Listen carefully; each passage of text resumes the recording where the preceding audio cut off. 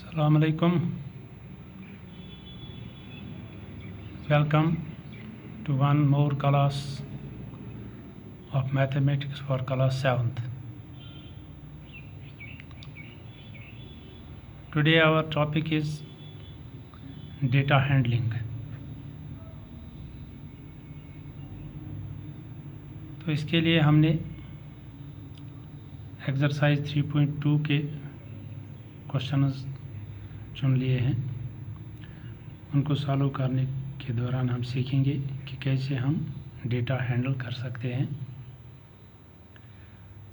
तो इसके लिए क्वेश्चन नंबर 2 हम देखते हैं।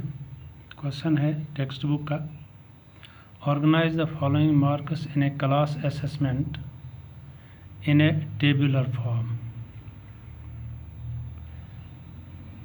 ये कुछ मार्क्स दिए हैं क्लास टेस्ट के 4, 6, 7, 5, 3, 5, 4, 5, 2, 6, 2, 5, 1, 9, 6, 5, 8, 4, 6, 7 ये मार्क्स दिए हुए हैं। ये ऐसे रॉ फॉर्म में है, अलग अलग हर एक डेटा है, हर एक वैल्यू अलग अलग दिया हुआ है।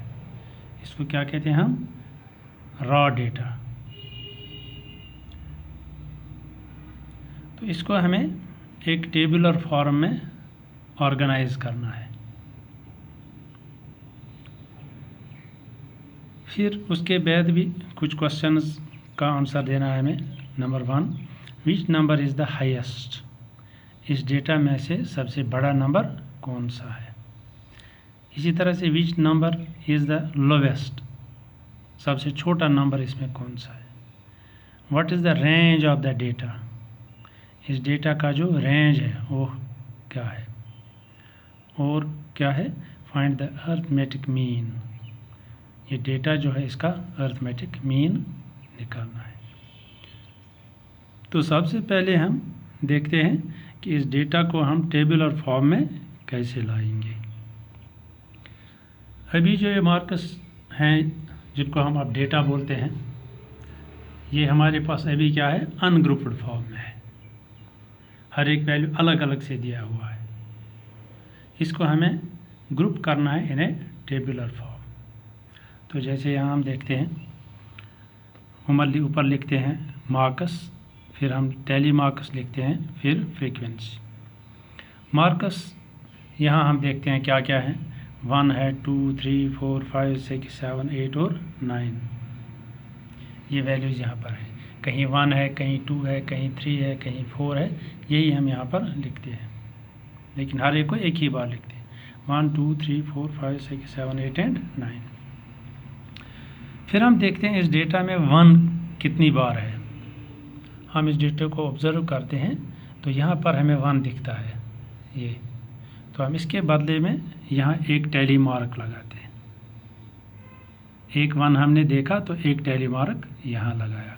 फिर इसमें देखते हैं 1 कहीं पर मत है और कहीं पर 1 नहीं है। तो इसका मतलब है एक ही टैली मार्क आएगा, क्योंकि 1 एक ही बार इस डेटा में है।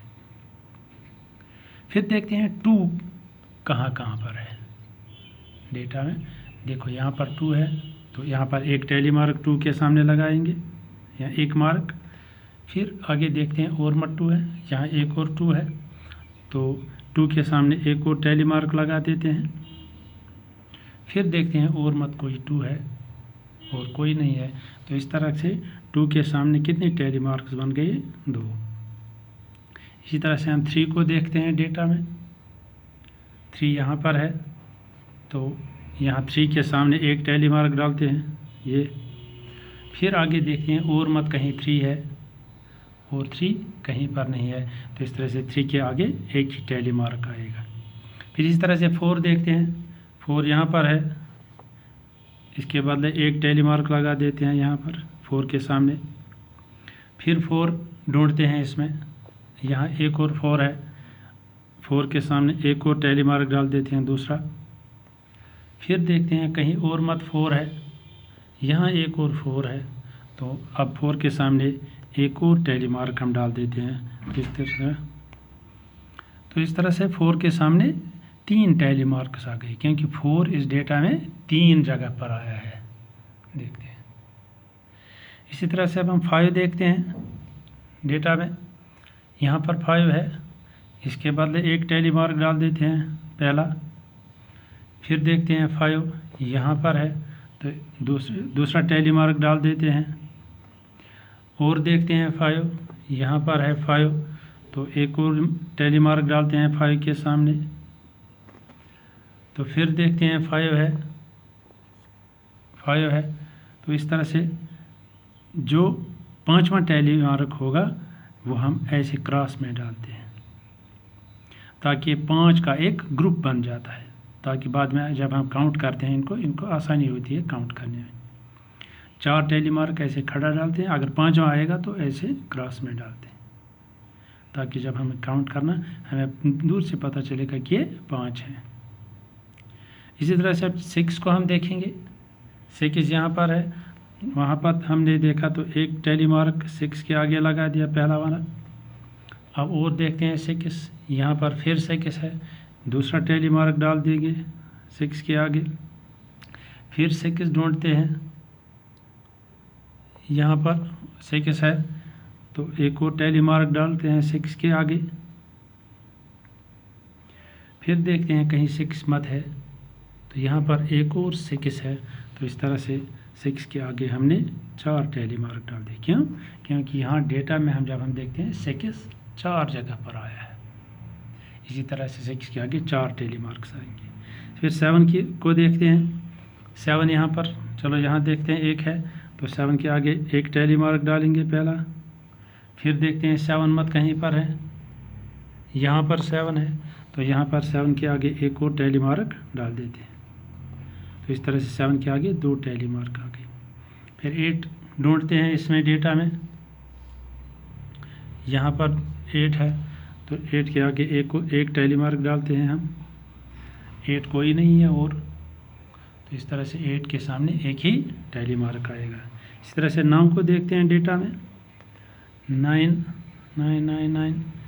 ये है 9 तो 9 के सामने एक टैली मार्क डाल देंगे हम। तो बाकी देखते हैं कोई 9 नहीं है। देखिए सारे के सारे डेटा के ऊपर वैल्यूज़ के ऊपर टिक आ गए। तो इस तरह से हमने क्या किया, हमने हर एक नंबर को देखा डेटा में और जितने बार वो आया है उतने टैली मार्क सामने उसके सामने डाल दिए। अब एक और कॉलम यहाँ देखते हैं, जो ये टैली मार्क यहाँ हमने लगाए इनको हम काउंट करते हैं। यहाँ पर 1 है, यहाँ पर लिखेंगे 1, यहाँ पर 2 टैली मार्क्स हैं तो 2 लिखेंगे, 1 है 1 लिखेंगे, 3 है 3 लिखेंगे, 5 टैली मार्क्स तो 5 आएगा यहाँ, 4 टैली मार्क्स 4 आएगा, 2 टैली मार्क्स 2 यहाँ पर, 1 टैली मार्क 1 टैली मार्क 1। तो इसको हम क्या बोलते हैं, फ्रीक्वेंसी। फ्रीक्वेंसी का मतलब है कि ये वैल्यू इस डेटा में कितनी बार आया है। हम देखते हैं 1 जब हम ढूंढते हैं डेटा में तो एक ही बार है, एक ही हमको दिखता है वहाँ। 2 हमने देखा तो 2 वहाँ पर आए तो इसकी फ्रीक्वेंसी 2 है। 3 को हमने देखा एक ही है तो इसकी फ्रीक्वेंसी 1 है। 4 हमने देखा डेटा में 3 जगह आया है तो इसकी फ्रीक्वेंसी 3 है। 5 को हमने देखा डेटा में तो वो 5 जगह पर आया है जो डेटा हमें दिया हुआ है, तो इस तरह से उसकी फ्रीक्वेंसी 5 है। इसी तरह से बाकी वैल्यूज़ की। तो इस तरह से हमने इस डेटा को एक टेबल में ऑर्गेनाइज कर दिया।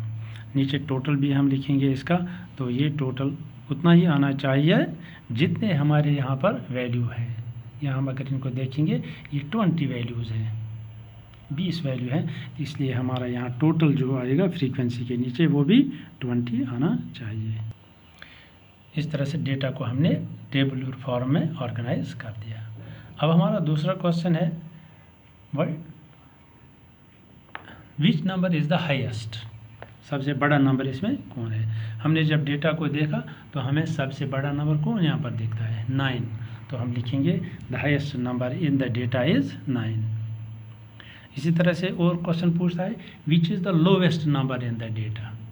तो हम देखते हैं इस डेटा को गौर से, तो इसमें सबसे छोटा कौन हमें लगता है, 1 है सबसे स्मॉलेस्ट, सो लिखेंगे lowest number in the data is 1, the lowest number in the data is 1।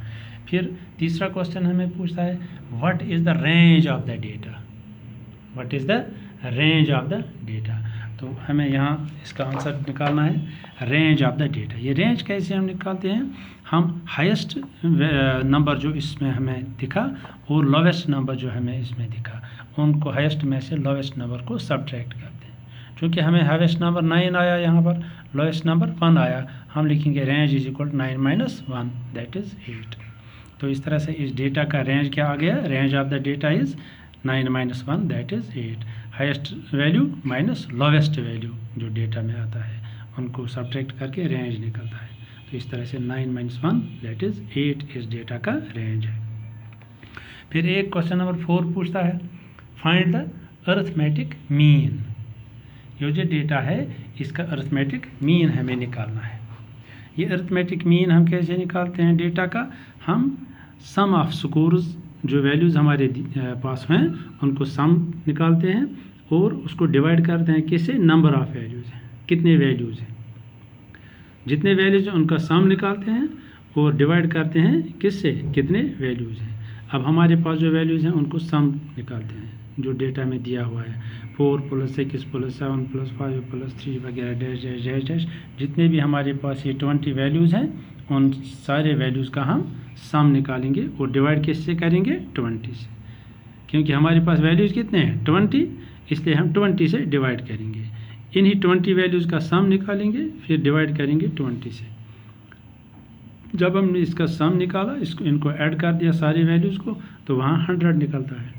कितना निकला हमें 100, तो 100 को किससे डिवाइड करेंगे 20, क्योंकि 100 कितने वैल्यूज़ का सम आ गया 20 वैल्यूज़ का, जो वैल्यूज़ हमारे पास थे ये 20 थे, इसलिए हमने इनके सम को किससे डिवाइड किया 20 से। जब 100 को 20 से डिवाइड करते हैं तो वहाँ से निकलता है 5। इस तरह से अरिथमेटिक मीन इस डेटा का कितना आ गया 5। ठीक है, तो इस तरह से ये क्वेश्चन हमने सीख लिया।